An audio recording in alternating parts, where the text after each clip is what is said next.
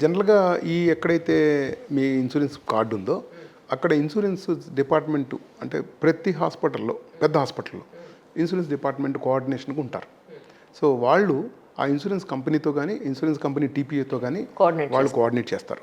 చేసి వాళ్ళు first cashless ఇవ్వడానికి అంటే ఇన్సూరెన్స్ కంపెనీ టీపీఏ వాళ్ళు అడుగుతారు ఏమిటి డిసీజు లేకపోతే ఏ ఇబ్బందితో వచ్చారు అని అడిగి దాన్ని రిసీవ్ చేసి దాన్ని అనలైజ్ చేసి వాళ్ళు చెప్తారు. దాన్ని క్యాష్లెస్ కనుక అప్రూవ్ చేస్తే అది ప్రీ ఆథరైజేషన్ అంటారు. అక్కడ మీ దగ్గర డబ్బులు తీసుకునే అవసరం ఉండదు.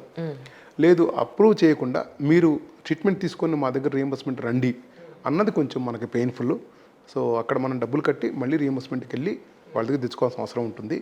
సో ఈ ప్రాసెస్ని అయితే ప్రస్తుతం ఇంకా దాన్ని ఎంతకంటే డైనమిక్ చేయలేకపోయారు.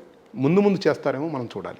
ముందు మీరు కట్టండి అన్న సిచ్యువేషన్లో మీకు కాంటాక్ట్ అయ్యే అవకాశం ఉంటుందా? ముందు కట్టండి అన్న తర్వాత మేము రీఎంబర్స్మెంట్ విషయంలో హెల్ప్ చేయగలం. మీ కొట్లాట అక్కడ స్టార్ట్ అవుతుంది, ఇక్కడ మధ్యలో స్టార్ట్ అవ్వదు. వాళ్ళతో మాట్లాడి రీఎంబర్స్మెంట్కి హెల్ప్ చేస్తాం. రీఎంబర్స్మెంట్లో ఎక్కడైనా అమౌంట్ తగ్గించినా లేకపోతే మేము ఇవ్వము అన్నా దాన్ని మేము టేకప్ చేసి దాన్ని మేము తప్పనిసరిగా ఇప్పించగలం.